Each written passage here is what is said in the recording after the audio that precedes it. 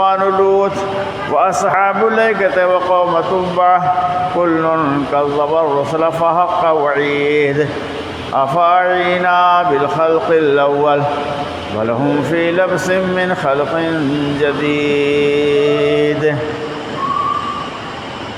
قال الله تعالى في كتابه الكريم في مقام آخر: شهر رمضان الذي أنزل فيه القرآن هدى للناس وبينات من الهدى والفرقان. برادران اسلام، بزرگوں، نوجوانوں اور عزیز بچوں، رمضان المبارک کا یہ دوسرا عشرہ چل رہا ہے۔ رمضان کی برکتوں سے، انوار اور فیوض سے ہم لوگ اللہ سبحانہ وتعالیٰ کی رحمت کے ذریعے فیض یاب ہو رہے ہیں۔ رمضان یہ نیکیوں کا موسم بہار ہے۔ اس میں جس قدر بھی نیکیاں کر لی جائیں اور نیکیوں کا ذخیرہ اکٹھا کر لیا جائے وہ کم ہے۔ رمضان کا مہینہ اور اس کی یہ 17 تاریخ ہے آج، یہ ہمیں ایک نہایت ہی اہم، محتم بالشان اور فیصلہ کن واقعے کی یاد دلا رہا ہے۔ یہ دن یعنی 17 رمضان، یہ وہ دن ہے جب رسول اکرم صلی اللہ تعالی علیہ وسلم اپنے 313 نہتھے ساتھیوں کو لے کر کے مقام بدر میں پہنچے تھے، اور کفار قریش کا 1000 کا لشکر اسلحوں سے، زرہوں سے، تمام طرح کے سامانوں سے لیس ہو کر کے اسلام اور مسلمانوں کو اس روئے ہستی سے مٹا دینے کے لیے آ گیا تھا۔ قرآن کریم میں اللہ سبحانہ وتعالیٰ نے اس کا نقشہ کھینچا: لَقَدْ نَصَرَكُمُ اللَّهُ بِبَدْرٍ وَأَنْتُمْ أَذِلَّةٌ فَاتَّقُوا اللَّهَ، تحقیق کہ اللہ سبحانہ وتعالیٰ نے مقام بدر میں تمہاری مدد فرمائی جبکہ تم لوگ کمزور تھے۔ یہ اسلام کی اور کفر کی پہلی جنگ تھی جس میں اللہ سبحانہ وتعالیٰ نے اسلام کو غلبہ، فتح اور نصرت عطا فرمائی، اور کفر اپنی تمام تر فتنہ سامانیوں کے ساتھ ہزیمت اور شکست دوچار ہو کر کے واپس ہو گیا۔ تو یہ 17 تاریخ ہے جو ہم کو یاد دلا رہا ہے۔ فرمایا اللہ نے کہ فاتقوا اللہ، اللہ سے ڈرو۔ مسلمانوں، اپنے دلوں میں تقوی پیدا کرو، خوف الہی پیدا کرو، خشیت پیدا کرو، اور روزے کا مقصد بھی یہی ہے لعلکم تتقون، تاکہ تم متقی اور پرہیزگار بن جاؤ۔ اگر آج ہمارے دلوں میں، عام مسلمانوں کے دلوں میں تقوی پیدا ہو جائے، خوف اور خشیت الہی پیدا ہو جائے، تو کفر کی طاقتیں یہ ہمارا کچھ بگاڑ نہیں سکتی ہیں۔ فضائے بدر پیدا کر فرشتے تیری نصرت کو، یہ کسی شاعر نے کہا، فضائے بدر پیدا کر فرشتے تیری نصرت کو، اتر سکتے ہیں گردوں سے قطار اندر قطار اب بھی۔ وہ جو بدر کا ماحول تھا کہ یہ 313 نہتھے کمزور، لیکن ایمانی طاقت ان کے اندر تھی، اور ایمانی جذبے سے، ایمانی جوش سے وہاں پہنچ گئے تھے۔ کیا آپ کو نہیں معلوم کہ صرف ان کے پاس 2 گھوڑے تھے، صرف 2 گھوڑے 313 لوگوں کے درمیان، کہ 70 اونٹ 2 گھوڑے یہاں سیراب ہو جاتے۔ عبدالحفیظ جالندری نے کہا صرف 70 اونٹ تھے اور 2 گھوڑے تھے 313 مجاہدین میں، کہ 70 اونٹ 2 گھوڑے یہاں سیراب ہو جاتے، مجاہد بھی نہاتے، وضو کرتے، غسل فرماتے۔ تو یہ کیفیت تھی، اور جوش ایمانی ایسا تھا کہ کچھ لوگوں کے پاس تیر کمان بھی نہیں تھا، ان لوگوں نے گیلی لکڑیوں کو ٹیڑھا کر کے کمان بنا لیا تھا اور رسی وغیرہ کے ذریعے اس پر جو تانت کے طور پہ باندھ لیا تھا، اور اسی کے ذریعے سے وہ کام لے رہے تھے جنگ کا۔ تو اللہ نے مدد کی۔ تو یہ میں یاد دلا رہا ہوں کہ آج کی تاریخ یہ 17 رمضان کی تاریخ ہے جو ہمیں اس اہم تاریخی واقعے کی یاد دلا رہی ہے۔ دوسرے یہ کہ جیسے میں نے عرض کیا کہ یہ نیکیوں کا فصل بہار ہے، اس تعلق سے قرآن کریم کے مطالعے، قرآن کریم کی تلاوت اور تدبر کے حوالے سے بھی کچھ باتیں عرض کرنا چاہتا ہوں۔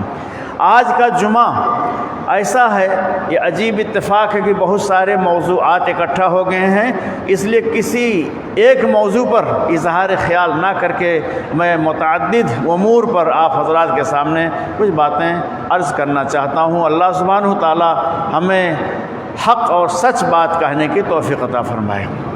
میں نے عرض کی، پڑھا، تلاوت کیا، شرف حاصل کیا۔ شہر رمضان الذی انزل فیہ القرآن، رمضان کا وہ مبارک مہینہ ہے جس میں قرآن نازل کیا گیا۔ روزوں کی فرضیت کے لیے قرآن کو نازل کر دیا گیا۔ شہر رمضان الذی انزل فیہ القرآن، رمضان کا وہ مہینہ ہے کہ جس میں قرآن نازل کیا گیا۔ اور یہ قرآن کیا ہے؟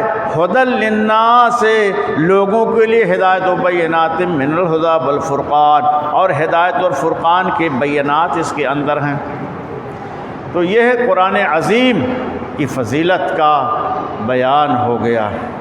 قرآن عظیم کی فضیلت آپ سمجھیے، اللہ سبحانہ تعالیٰ کی یہ آخری کتاب ہے جو ہمارے آقا مولا جناب محمد رسول اللہ صلی اللہ علیہ وسلم پر نازل کی گئی۔ بھائیو اور دوستو، تمام کتابوں میں سب سے آخری کتاب ہے، اس کو رہتی دنیا تک، قیامت تک اس کو دنیا میں باقی رہنا تھا، اس لیے اللہ نے سب سے آخر میں نازل کیا۔ کس کے ذریعے نازل کیا؟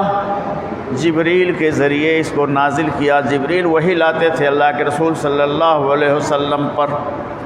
اس کی اہمیت سمجھ لیجئے، اللہ سبحانہ تعالیٰ کے ہاں فرشتوں کی تعداد کتنی ہے؟ قرآن میں بیان ہوا، اللہ یعلم جنود ربک الا ھو، اللہ کے لشکر کی تعداد کسی کو نہیں معلوم ہے سوائے اسی ذات کے اقدس کے۔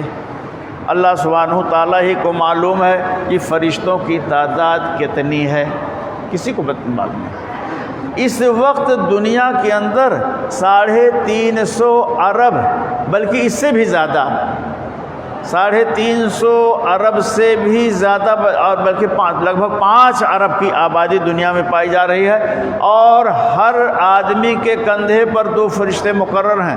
اس کا دگنا کر لیجئے، جتنی پوری انسانی آبادی ہے اس کا دگنا فرشتے تو انسانوں کے ساتھ ہی رہتے ہیں۔ اور جو فرشتے اللہ کے ہاں سے آتے ہیں، روزانہ بندوں کے اعمال کو دیکھتے ہیں، چکر لگاتے ہیں، دیگر کاموں پر مامور ہیں، وہ الگ ہیں۔ ایک حدیث جس سے آپ کو اندازہ لگ سکتا ہے کہ فرشتوں کی تعداد کتنی زیادہ ہو سکتی ہے، والطور وکتاب مستور والبیت المعمور، اللہ سبحانہ تعالیٰ نے بیت معمور کی قسم کھائی ہے۔ بیت معمور یہ 4تھے آسمان پر ہے۔ رسول اکرم صلی اللہ علیہ وسلم نے ارشاد فرمایا کہ جس طرح سے روئے زمین پر اللہ کی عبادت کے واسطے بندوں کے لیے بیت اللہ شریف کی تعمیر ہوئی ہے، اسی طرح سے آسمان پر فرشتوں کے لیے بیت معمور ہے، اور روزانہ اس کے اندر 70,000 فرشتے داخل ہوتے ہیں، اس کا طواف کرتے ہیں، اور جو فرشتہ ایک مرتبہ اس میں داخل ہو گیا اب قیامت تک اس کی باری نہیں آئے گی۔ اس سے اندازہ لگائیے، اتنی بڑی تعداد میں قرآن کا وحی لانے کے لیے، نزول قرآن کے لیے اللہ سبحانہ وتعالیٰ نے حضرت جبریل کا انتخاب فرمایا۔ اسے قرآن کی عظمت اور فضیلت سمجھ لیجیے۔ اور کس پر نازل ہوا؟ ہمارے آقا و مولا جناب محمد رسول اللہ صلی اللہ علیہ وسلم پر قرآن نازل ہوا۔ یہ پوری انسانیت میں سب سے افضل ہیں، سب سے بہتر ہیں، بلکہ پوری کائنات میں سب سے افضل ہیں اور سب سے بہتر ہیں۔ بلغ الولا بکمالہ کشف الدجا بجمالہ، شیخ سعدی فرماتے ہیں بلغ الولا بکمالہ کشف الدجا بجمالہ حسنت جمیع خصالہ صلوا علیہ وآلہ۔ اپنے کمالات کے ذریعے بلندیوں پر پہنچ گئے، سارے کمالات جتنے دنیا میں ہو سکتے ہیں سب آپ کے اندر موجود ہیں۔ تو بلغ الولا بکمالہ کشف الدجا بجمالہ، اپنے حسن کے ذریعے سے، اپنے حسن کی تابانی کے ذریعے سے، اپنے رخے کی زیبا کے ذریعے سے آپ نے تمام طرح کی تاریکیوں کو چھانٹ دیا۔ تو کیا کرو؟ بلغ الولا بکمالہ کشف الدجا بجمالہ حسنت جمیع خصالہ، آپ کی تمام خصلتیں، تمام کی تمام تر عادتیں مبارک ہیں، بابرکت ہیں۔ صلو علیہ وآلہ، ان کے اوپر اور ان کے آل و اولاد پر درود پڑھو مسلمانوں۔ یہ مقام ہے۔ فرمایا اللہ سبحانہ تعالیٰ نے وما ارسلناک الا رحمۃ للعالمین، اے نبی پاک صلی اللہ علیہ وسلم، ہم نے آپ کو تمام جہان کے لیے رحمت بنا کر کے بھیجا ہے۔ اور فرمایا وما ارسلناک الا بشیرا ونذیرا، ہم نے آپ کو بشیر و نذیر بنا کر کے بھیجا ہے۔ وَإِنَّكَ لَعَلَىٰ خُلُقٍ عَظِيمٍ، اور آپ اخلاق کے بلند بالا مرتبے پر فائز ہیں۔ رسول اکرم صلی اللہ علیہ وسلم کے محاسن، فضائل، برکات قرآن کریم میں اور احادیث میں بکثرت موجود ہیں۔ میں صرف یہ بات عرض کرنا چاہتا ہوں کہ پوری کائنات میں سب سے افضل انسان کا، سب سے افضل البشر کا انتخاب کیا گیا قرآن کے لیے۔ آپ کے اوپر قرآن نازل کیا گیا، اور کہاں نازل کیا گیا؟ مکہ مکرمہ میں۔ مکہ مکرمہ یہ پوری روئے زمین میں سب سے افضل اور سب سے بہتر جگہ ہے، سب سے مقدس اور سب سے پاکیزہ جگہ ہے۔ اللہ نے فرمایا لا اقسم بہذا البلد وانت حل بہذا البلد، میں قسم کھاتا ہوں اس شہر کی، آپ اس شہر میں اترنے والے ہیں، حلال ہونے والے ہیں۔ تو اس کے تقدس کے لیے کافی ہے کہ اللہ سبحانہ تعالیٰ نے اس شہر کی قسم کھائی ہے۔ اور اللہ سبحانہ تعالیٰ نے ارشاد فرمایا ان اول بیت وضع للناس للذی ببکہ، سب سے پہلا گھر انسانوں کے لیے عبادت کے خاطر جو تعمیر کیا گیا وہ مکہ میں ہے۔ تو مکہ کے تقدس، اس کے پاکیزگی اور اس میں اس کی عظمت کی وجہ سے اللہ نے بیت اللہ شریف کو وہاں تعمیر کروایا۔ تو قرآن کریم کا نزول کہاں ہوا؟ اس کی ابتدا کہاں ہوئی؟ مکہ کے اندر، غار حرا کے اندر۔ اور کب اس کا نزول ہوا؟ شہر رمضان الذی انزل فیہ القرآن، 12 مہینوں میں سب سے سردار مہینہ، سب سے افضل، سب سے برکتوں والا مہینہ رمضان کا ہے، اس میں قرآن کریم کا نزول ہوا۔ اور پھر اس میں بھی کب اس کا نزول ہوا؟ انا انزلناہ فی لیلۃ القدر، ہم نے اس قرآن کو نازل کیا لیلۃ القدر میں۔ وما ادراک ما لیلۃ القدر، اور آپ کو کیا معلوم کہ لیلۃ القدر کیا ہے؟ لیلۃ القدر خیر من الف شہر، یہ لیلۃ القدر 1000 مہینوں سے افضل ہے۔ تو اس رات میں نازل ہوا۔ تو بلحاظ کلام اللہ ہونے کے، بلحاظ اس فرشتہ کے جس کے ذریعے نزول ہوا، بلحاظ اس شخصیت گرامی کے جس پر اس کا نزول ہوا، بلحاظ اس شہر کے جہاں اس کا نزول ہوا، اور بلحاظ اس مہینے کے جس میں نزول ہوا، بلحاظ اس رات کے جس میں نزول ہوا، تمام طرح سے قرآن کریم کو فضیلت حاصل ہے اور عظمت حاصل ہے۔ یہ قرآن کریم اللہ سبحانہ تعالیٰ نے ہم بندوں کو ایک دستور حیات کے طور پر عطا فرمایا ہے۔ فرمایا اللہ سبحانہ تعالیٰ نے الحمدللہ الذی انزل علی عبدہ الکتاب الحمدللہ الذی انزل علی عبدہ الکتاب ولم یجعل لہ عوجا قیما لینذر باسا شدیدا من لدنہ وبشر المؤمنین الذین یعملون الصالحات ان لہم اجرا حسنا۔ فرمایا کہ کل تعریفیں اس اللہ کے لیے ہیں جس نے کتاب کو نازل کیا، اپنے بندے پر کتاب کو نازل، اس کے لیے تمام تعریفیں ہیں۔ تو کتاب کو نازل کیا. کتاب کیسے؟ قیمن، یہ بالکل درست ہے، یہ بالکل ٹھیک ٹھاک ہے، اس کے اندر کوئی کجی نہیں ہے، کوئی کمی نہیں ہے، اس کے مضمون میں کوئی خلاف حقیقت، خلاف واقعہ، خلاف فطرت کوئی بات نہیں. قیمن لینذر باسا شدیدا، لینذر تاکہ بندوں کو اللہ سبحانہ وتعالیٰ سخت عذاب سے ڈرائے. وَبَشَّرَ الْمُؤْمِنِينَ الَّذِينَ يَعْمَلُونَ الصَّالِحَاتِ، اور ان لوگوں کو، ان مومنوں کو جو عمل صالح کرتے ہیں انہیں بشارت دے. تو قرآن کریم یہ کتاب ہدایت ہے. قرآن کریم کی تمام عظمتوں پر، اس کے تمام فضیلتوں پر اور تمام پہلوؤں پر روشنی ڈالنے کی اس وقت مختصر خطبے میں گنجائش نہیں ہے. چند باتیں میں عرض کرنا چاہتا ہوں. میرے بھائیو دوستو، قرآن یہ کتاب ہدایت ہے.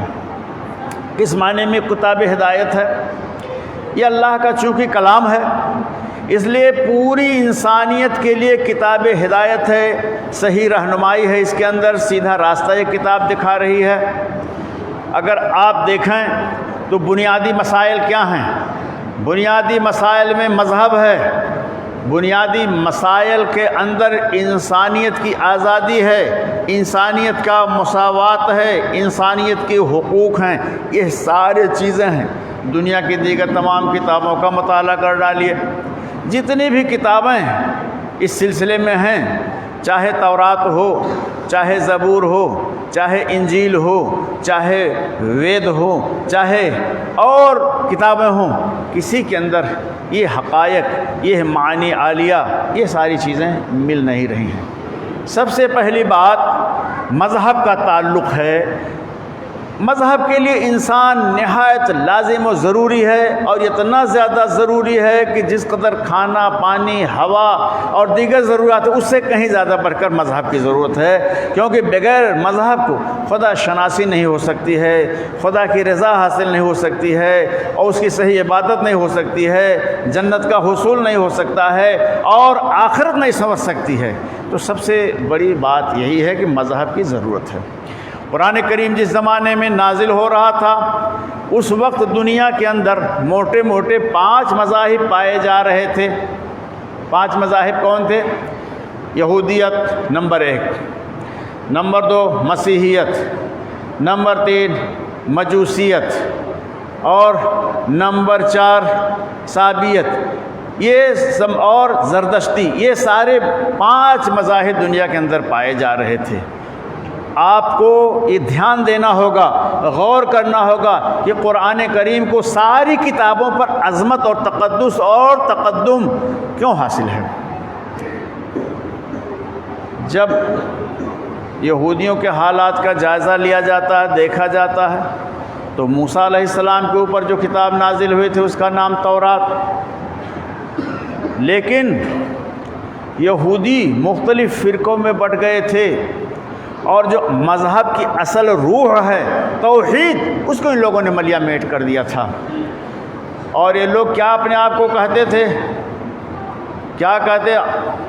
حضرت عزیر کو اللہ کا بیٹا کہتے تھے، اور اپنے آپ کو کہتے تھے نحن ابناء اللہ و احباؤہ، ہم اللہ سبحانہ و تعالیٰ کے بیٹے ہیں اور اس کے محبوب ہیں. یہ اپنے بارے میں یہودیوں کا نظریہ تھا کہ ہم اللہ کے بیٹے ہیں، اس کے سب سے زیادہ محبوب ہیں. تو مذہب تو ملیا میٹ ہو گیا، وہیں پر ختم ہو گیا کہ جب اب اللہ کا بیٹا اپنے کو قرار دے دیا. اور اسی طرح سے مسیحیت کو دیکھا جائے، کرسچین کو دیکھا جائے، یہ لوگ بھی مختلف فرقوں میں بٹے ہوئے تھے، اور ان لوگوں نے اقانیم ثلاثہ یعنی 3 خدا کا تصور قائم کر لیا تھا کہ 3 خدا ہیں، اللہ ایک، جبریل 2، اور حضرت عیسیٰ علیہ السلام 3.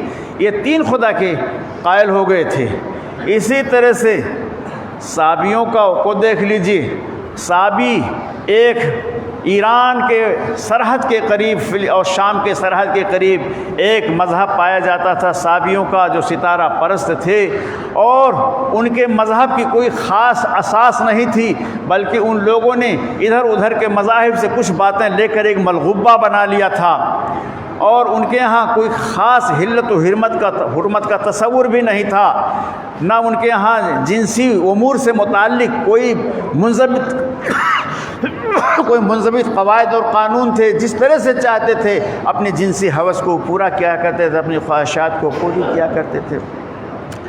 اسی طرح سے ایرانیوں کے ہاں ازنا اور اہرمن کا عقیدہ پایا جاتا تھا، جس کو زرتشت نے وجود دیا تھا، اور وہ کیا تھا کہ ان کے ہاں دو خدا کا تصور پایا جا رہا تھا، دو خداؤں کا تصور پایا جا رہا تھا، یزنا اور اہرمن۔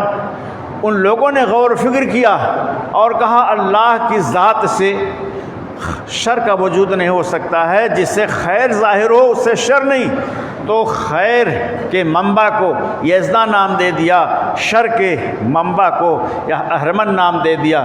اس طرح سے دو خدا ان لوگوں نے تقسیم کر لیا۔ قرآن کریم نے آ کر کے پوری انسانیت کی اصلاح کی، رہنمائی کی۔ قل هو اللہ احد، کہہ دیجیے اللہ صرف ایک ہے، دو نہیں۔ قل هو اللہ احد اللہ الصمد، اللہ بے نیاز ہے، نہ اس کو بیوی کی ضرورت ہے، نہ اس کو بچے کی ضرورت ہے، نہ اس کو کھانے کی ضرورت ہے، نہ اس کو کپڑے کی ضرورت ہے، نہ اس کے معاون و مددگار کی ضرورت ہے، بے نیاز ہے، اس کو کسی کا حاجت مند نہیں، ضرورت مند نہیں ہے۔ لم یلد ولم یولد، نہ تو اس نے کسی کو جنا ہے، پیدا کیا ہے، ولم یولد، اور نہ کسی کے ذریعے وہ جنا گیا ہے۔ ولم یکن لہ کفوا احد، اور اس کا ہمسر بھی کوئی نہیں ہے، اس جیسا بھی کوئی نہیں ہے۔ لیس کمثلہ شیء، اس کے مانند کوئی نہیں ہے۔ یہ مذہب کے تعلق سے، عقیدے کے تعلق سے جتنے باطل عقائد تھے، جتنے اوہام تھے، سب کو ملیا میٹ کر دیا، سب کی جڑیں قرآن کریم نے کاٹ دیا، اور صرف ایک اللہ کا راستہ دکھایا، صرف ایک اللہ کا راستہ دکھایا۔ اور کیا کہا؟ وَمَا لِيَ لَا أَعْبُدُ الَّذِي فَطَرَنِي وَإِلَيْهِ تُرْجَعُونَ، مجھے کیا ہو گیا ہے، جس نے مجھے پیدا کیا ہو اس کی عبادت نہیں کرتا ہوں، جس کی طرف پلٹ کے جانا ہے۔ جس نے پیدا کیا ہے، عبادتوں کا تنہا اکیلا مستحق وہی ہے، کوئی دوسرا عبادت کا مستحق ہے ہی نہیں۔ اور قرآن میں تمام انبیاء کے حالات بیان کیے گئے، اور تمام انبیاء نے اپنی قوم کو اسی بات کی دعوت دی۔ کیا کہا؟ کہ لا الہ الا ہو، اللہ کے علاوہ کوئی معبود نہیں ہے۔ تو قرآن کریم نے آ کر کے صحیح جو راستہ ہے، ہدایت کا راستہ ہے، وہ ہدایت کا راستہ دکھا دیا۔ اور آگے اس سے بڑھیے، انسانیت کے جو حقوق ہیں، انسانیت کے حقوق کی قرآن کریم نے رہنمائی کر دی۔ ایک آیت کے ذریعے سے تمام طبقاتی نظام کو ملیا میٹ کر دیا۔ چنانچہ قرآن میں اللہ سبحانہ وتعالیٰ نے فرمایا وَلَقَدْ كَرَّمْنَا بَنِي آدَمَ وَحَمَلْنَاهُمْ فِي الْبَرِّ وَالْبَحْرِ وَرَزَقْنَاهُمْ مِنَ الطَّيِّبَاتِ، ہم نے تمام انسانوں کو باعزت بنایا، مکرم بنایا، اور انہیں خشکی اور تری میں سوار کیا۔ اس آیت کریمہ نے اس مزعومہ خیال کو چاک کر دیا، جڑ کاٹ دیا کہ کالے اور گورے میں فرق ہے، اور برہمن میں، ٹھاکر میں، اور شودر میں، اور دلتوں میں کوئی فرق ہے۔ انسانیت کے حوالے سے کوئی فرق نہیں ہے، عرب و عجم میں کوئی فرق ہے، ہرگز نہیں ہے۔ سارے کے سارے، جہاں تک انسانیت کا تعلق ہے، انسانیت میں سارے کے سارے لوگ برابر ہیں۔ وَلَقَدْ كَرَّمْنَا بَنِي آدَمَ وَحَمَلْنَاهُمْ فِي الْبَرِّ وَالْبَحْرِ، ہم نے انسانوں کو باعزت بنایا ہے، انہیں خشکی اور تری میں سوار کیا، اور رزقناہم من الطیبات، اور انہیں ہم نے پاکیزہ رزق عطا کیا ہے۔ یہ اللہ نے اعلان کر دیا، یہ قرآن کریم نے اعلان کر دیا۔ رسول اکرم صلی اللہ علیہ وسلم نے ارشاد فرمایا لا فضل لعربی علی اجمین ولا لأحمر علی اسود الا بالتقوی، کسی عربی کو کسی اجمی کے اوپر کوئی فضیلت حاصل نہیں ہے، اور اسی طرح سے کسی گورے کو کسی کالے کے اوپر کوئی فضیلت نہیں حاصل ہے۔ فضیلت اگر حاصل ہے تو تقوی کی بنیاد پر، فضیلت حاصل ہے تو اس کے اچھے اعمال کی بنا پر۔ یہ انسانی حقوق کا اعلان کر دیا گیا، سب مساوات، نیچ اونچ کا تصور قرآن نے ختم کر دیا۔ جو طبقاتی نظام بنایا گیا تھا اس کو بھی سب کو ملیا میٹ کر دیا گیا۔ اسی طرح سے میرے بھائی اور دوستو، عورتوں کا طبقہ نہایت ہی مظلوم تھا، اور آپ جانتے ہیں اس کی لمبی تفصیل ہے کہ کتنا یہ طبقہ عورتوں کا مظلوم تھا، کہ انہیں جانوروں کی طرح سمجھا جاتا تھا، بیچا جاتا تھا، خریدا جاتا تھا، اور عربوں کے ہاں تو ان کی کوئی حیثیت نہیں تھی، انہیں وراثت سے محروم رکھا جاتا تھا، ان کی کوئی حیثیت نہیں ہوتی تھی، باپ مر جاتا تھا تو بیٹا اس سے شادی کر لیتا تھا، یہ سارے معاملات تھے۔ آ کر قرآن نے کیا کہا، وَلَهُنَّ مِثْلُ الَّذِي عَلَيْهِنَّ بِالْمَعْرُوفِ، عورتوں کو بھی وہی حقوق حاصل ہیں جو تم کو حاصل ہیں، معروف کے ذریعے، بھلائی کے ذریعے۔ وَعَاشِرُوهُنَّ بِالْمَعْرُوفِ، عورتوں کے ساتھ بھلائی کے ساتھ، ازواج کے ساتھ بھلائی کے ساتھ، اچھائی کے ساتھ ان کے ساتھ زندگی گزارو، زندگی بسر کرو، اور ان کو سارے حقوق اسلام نے عطا کر دیے۔ تو یہ قرآن عظیم کی یہ افضلیت ہے، یہ قرآن عظیم کی فضیلت ہے کہ دنیا کی تمام کتابوں پر اس کا درجہ اونچا ہے، اس کا درجہ بڑھا ہوا ہے۔ اور میرے بھائی اور دوستو، صرف بات اتنی سی نہیں ہے، دنیا کے اندر جو علوم و فنون رائج ہیں اس زمانے سے اور آج بھی رائج ہیں، جن کو آج کی زبان میں سائنس کہا جاتا ہے، قدیم کتابوں میں اس کو مابعد طبیعات اور اس کو طبیعات کہا جاتا ہے، یعنی الہیات ہے اور طبیعات ہے، یہ سارے علوم جو رائج تھے آج کے زمانے میں سائنس کا نام دے دیا گیا ہے۔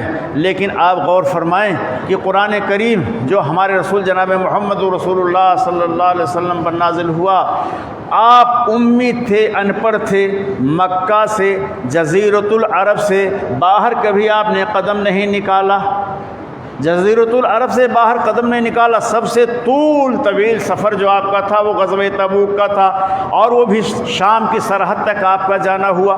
نہ آپ ایران گئے، نہ عراق گئے، نہ مصر گئے، نہ اور کسی رہ گئے، گھوم پھر کر مکہ مدینہ اور اس کے قرب و جوار ہی میں آپ رہے۔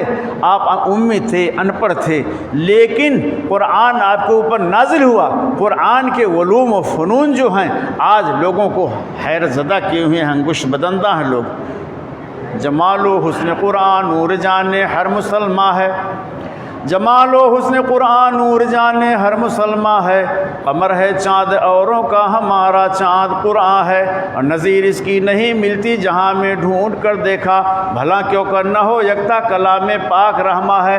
وقت بے حد مختصر ہے، میں چند مثالیں دے کر آپ کو بات ختم کرتا ہوں۔ سائنس نے نظریہ کیا پیش کیا ہے کہ زمین اور آسمان اور سورج اور چاند یہ سب سورج کے ٹکڑے ہیں۔ یہ سب کس کے ہیں؟ سورج کے ٹکڑے ہیں۔ کسی زمانے میں لاکھوں برس پہلے کوئی بہت بڑا سیارہ گزرا، اس نے سورج کو ایک ٹھوکر مار دیا اور اس کے بہت سے ٹکڑے نکل گئے۔ اسی کا ٹکڑا چاند ہے، اور اسی کا ٹکڑا زمین ہے، اسی کا ٹکڑا زہرہ ہے، اسی کا زحل ہے، اسی کا مریخ ہے، اسی کا مشتری ہے۔ یہ سارے چیزیں جو دکھائی پڑ رہی ہیں سب اسی کے ٹکڑے ہیں۔ اسی لیے لوگ کہتے ہیں کہ زمین پہلے آگ کا گولا تھی، کیونکہ سورج آگ کا گولا ہے، دہک رہا ہے، اسی سے یہ زمین بھی نکلی تھی تو یہ بھی دہک رہی تھی۔ سورج سے جدا ہونے کے ناطے دھیرے دھیرے آہستہ آہستہ یہ ٹھنڈی ہو گئی، تب انسانوں کو اس پر آباد کیا گیا۔ لیکن اب بھی کہیں کہیں لاوا اول پڑتا ہے، کوہ آتش فشاں پھٹ جاتا ہے، اور وہاں سے دھواں، لاوا، آگ نکل رہی ہے، پوری کی پوری آبادیاں گرد و پیش کی سب تباہ اور برباد ہو جاتی ہیں۔ یہ ایک نظریہ ہے، میں اس کے بارے میں کچھ نہیں کرنا چاہتا، لیکن میں عرض کرنا چاہتا ہوں کہ قرآن نے آج سے 1400 سال قبل کہہ دیا۔ کیا کہہ دیا تھا؟ اولم یرو ان السماوات والارض کانتا رتقا ففتقناهما، کہ کیا یہ لوگ نہیں دیکھ رہے ہیں کہ زمین و آسمان دونوں ملے ہوئے تھے، ہم نے ان کو جدا کر دیا۔ یہ زمین اور آسمان جو لاکھوں ارب نوری سال کی دوری ہے، یہ سب آپس میں ایک میں ملے ہوئے تھے۔ اللہ سبحانہ و تعالیٰ نے اس کو جدا کیا۔ قرآن میں اس کا ذکر جگہ جگہ پایا جاتا ہے، فی ستۃ ایام، زمین و آسمان اور ان کے درمیان کی چیزوں کو اللہ نے 6 دن میں تخلیق کیا ہے۔ تو یہ قرآن کریم ہے جس نے یہ تمام علوم بیان کر دیا، جس کو آج تحقیق کے نام پر، سائنس کا نام، اور لوگ یہ سمجھتے ہیں کہ ہم نے بہت تیر مار دیا ہے، بہت بڑا کمال کر دیا۔ یہ ہمارے نبی نے آج سے 1450 سال قبل ہی یہ ساری باتیں قرآن کے ذریعے سے بیان کر دیا ہے۔ قرآن کسی علم کا مخالف نہیں ہے، قرآن کسی بھی علم کا مخالف نہیں جو انسانیت کے لیے نفع بخش ہو، سماج کے لیے نفع بخش ہو، اس کے لیے مخالف نہیں ہے۔ آپ حساب کو لے لیجئے، ریاضی کو لے لیجئے، قرآن اس کی ہمت افزائی کر رہا ہے کہ ریاضی پڑھو سیکھو، حساب پڑھو سیکھو، جغرافیہ پڑھو سیکھو، معلومات حاصل کرو، سب کچھ سیکھو۔ کیا قرآن نے کہا؟ حضرت یوسف علیہ السلام کا تذکرہ ہو رہا ہے، وہ اپنے باپ سے اپنا خواب بیان کر رہے، انی رأیت 11 کوکبا، اے ابا جان، اے ابا حضور، میں نے 11 ستاروں کو، سورج چاند کو دیکھا ہے کہ مجھے سجدہ کر رہے ہیں۔ یہ حساب سے تعلق ہوا، 1 2 3 4 5، 1 دہائی 2 دہائی 3، جب تک آپ کو گنتی نہیں معلوم ہوگی آپ حساب نہیں لگا پائیں گے۔ تو اس سے رہنمائی ہوئی کہ حساب بھی پڑھنا ضروری ہے۔ قرآن کریم نے وراثت کے مسائل کو بیان کیا، تقسیم میراث کے مسائل کو بیان کیا، اور کیا کہا؟ قرآن نے کیا کہا؟ للذکر مثل حظ الانثیین، لڑکوں کا عورتوں کے بالمقابل، لڑکیوں کے بالمقابل 2 حصہ ہے۔ ماں کا کتنا ہے؟ سمن ہے، کسی حالت میں ربع ہے، چوتھا حصہ ہے۔ کس کا ہے؟ فلاں کا نصف ہے، بیوی کا ربع ہے، فلاں کا اتنا ہے۔ تو جب تک حساب نہیں معلوم ہوگا، ریاضی کا علم نہیں ہوگا، یہ لاکھوں کروڑوں کی دولت میت جو چھوڑ کے جاتی ہے اس کی تقسیم نہیں ہو سکتی ہے۔ تو قرآن کریم بالواسطہ ان سارے چیزوں کی تعلیم دے رہا ہے کہ حساب بھی مسلمانوں سیکھو، حساب بھی پڑھو، سائنسی علوم کو بھی سیکھو پڑھو۔ تو میں عرض کر رہا ہوں کہ قرآن کریم میں سارے علوم موجود ہیں۔ جمیع العلم فی القرآن لیکن جمیع العلم فی القرآن لیکن تقاصر عنہ افہام الرجال، تمام طرح کے علوم قرآن میں موجود ہیں لیکن لوگوں کا فہم اس کو سمجھنے سے قاصر ہے۔ وقت چونکہ ختم ہو گیا اور آج کی جمعہ مجھے متعدد باتیں بیان کرنی تھی جیسے کہ میں نے شروع میں عرض کیا ہے۔ اب دوسری بات یہ عرض کرنا چاہتا ہوں کہ یہ دوسرا عشرہ چل رہا ہے اور ختم ہونے کو ہے، اس کے بعد تیسرا عشرہ شروع ہو جائے گا۔ تیسرے عشرے میں آپ کو اعتکاف بھی بیٹھنا ہے اور شب قدر بھی منانا ہے۔ شب قدر کی فضیلت کے تعلق سے بھی میں نے تلاوت کیا، انا انزلناہ فی لیلۃ القدر، ہم نے اس قرآن کو لیلۃ القدر میں نازل کیا ہے۔ لیلۃ القدر کیا ہے؟ 1000 راتوں سے بہتر ہے اس کی عبادت۔ تنزل الملائکۃ والروح فیہا بإذن ربہم من کل امر، جبریل اور فرشتے اللہ کے تمام فیصلوں کو لے کر کے اترتے ہیں، گلی کوچوں میں ٹہلتے ہیں، گھومتے ہیں۔ تو اس کی طرف ہم مسلمانوں کو توجہ کرنی چاہیے کہ 21 تاریخ سے یہ عشرہ شروع ہو جاتا ہے، یعنی تیسرا عشرہ، آخری عشرہ شروع ہو جاتا ہے، اور ہمیں اس میں جو ہے لیلۃ القدر کی تلاش کرنی چاہیے، تتبع کرنی چاہیے۔ رسول اللہ صلی اللہ علیہ وسلم آپ شب بیداری کرتے تھے، جاگتے تھے، ازواج مطہرات بھی جاگتی تھی، صحابہ کرام کا بھی اس کے اوپر عمل تھا، اور رسول اللہ صلی اللہ علیہ وسلم نے فرمایا کہ یہ لیلۃ القدر طاق راتوں میں سے کسی ایک رات میں پڑتی ہے، لہٰذا ہم لوگوں کو اس کی طرف توجہ کرنی چاہیے اور اس نیکیوں کے فصل بہار میں زیادہ سے زیادہ نیکیاں کرنا چاہیے، قرآن کریم کی تلاوت کرنا چاہیے۔ قرآن کی جو میں نے عظمت اور فضیلت بیان کیا ہے، اس لیلۃ القدر میں زیادہ سے زیادہ اس کی تلاوت ہو جاتی ہے۔ حضرت عبداللہ بن مسعود رضی اللہ تعالی عنہ کی روایت ہے کہ رسول اکرم صلی اللہ علیہ وسلم نے فرمایا کہ بکل حرف حسنۃ، ہر حرف کے بدلے میں 10 نیکیاں، ولا اقول الف لام میم حرف بل الف حرف ولام حرف میم حرف، میں نہیں کہتا کہ الف لام میم ایک حرف ہے، بلکہ الف ایک حرف ہے، لام ایک حرف ہے، میم ایک حرف ہے۔ صرف الف لام میم پڑھ دینے سے 30 نیکیوں کے آپ مستحق ہو جاتے ہیں۔ تو اس ماہ مبارک کے اس میں اور خاص طور سے آخری عشرہ میں قرآن کریم کی تلاوت کیجیے، شب قدر جاگیے اور شب قدر کو تلاش کیجیے اور قرآن کی تلاوت کیجیے۔ وقت زیادہ ہو رہا ہے، میں زیادہ باتیں کچھ عرض کرنی تھیں۔ اور تیسری بات اعتکاف کے حوالے سے ہے کہ اعتکاف بھی اسی میں بیٹھنا چاہیے۔ رسول اکرم صلی اللہ علیہ وسلم کی سنت رہی ہے، آپ بھی اعتکاف بیٹھتے تھے، آپ کے ازواج مطہرات بھی معتکف ہوا کرتی تھیں۔ اعتکاف یہ سنت مؤکدہ ہے، لوگوں میں مشہور ہو گیا ہے احناف کی طرف سے کہ یہ فرض کفایہ ہے، اور اگر بستی کے لوگوں میں سے کوئی بھی ایک شخص اعتکاف نہیں بیٹھا تو پوری بستی کے لوگ گنہگار ہوں گے۔ یہ قول درست نہیں ہے، بلکہ یہ سنت موقدہ ہے۔ رسول اللہ صلی اللہ علیہ وسلم ہمیشہ اعتکاف بیٹھتے تھے، اس لیے ہر بستی کے لوگوں کو اس بات کی کوشش کرنی چاہیے کہ جن کے پاس فرصت ہو اور نیکیوں کو کمانے کا جذبہ ہو تو 20واں روزہ گزار کر مغرب کے وقت ہی مسجد میں پہنچ جانا چاہیے، معتکف بنا لینا چاہیے۔ چاہیں تو اسی وقت معتکف میں داخل ہو جائیں، یعنی جو گھیری ہوئی جگہ اس کو معتکف کہا جاتا ہے، تو چاہیں تو اس میں داخل ہو جائیں، اور چاہے فجر پڑھ کر کے یا کیس کی فجر پڑھ کر کے اس میں داخل ہوں۔ اسی طرح سے ایک بات اور میں اعلان کرنا، اور اعلان کیا بلکہ آپ لوگوں کو یہ سمجھانا چاہتا ہوں کہ اسلام اور قرآن یہ انسانیت کے مذاہب ہیں۔ انسانیت کی تعلیم قرآن کریم نے دی ہے، ہمارے رسول صلی اللہ علیہ وسلم نے انسانیت کی تعلیم دی ہے، اور ہر جی کے ساتھ، ہر جاندار کے ساتھ بھلائی کرنے کا حکم دیا ہے۔ اس حوالے سے یہ بہت اچھی اور باعث مسرت خبر ہے کہ اس وقت ہمارے ہندوستان کے اندر جو کرونا کی وبا پھیلی ہوئی ہے، آکسیجن کی بے حد کمی ہے، ہمارے خادم الحرمین الشریفین شاہ سلمان بن عبدالعزیز آل سعود اور ان کے صاحبزادے ولی عہد شہزادہ سلمان بن محمد نے 80 million metric ton gas Hindustan کے لیے روانہ کیا ہے، جو پوری دنیا سے جو امداد آ رہی ہے سب سے بڑی امداد ہے۔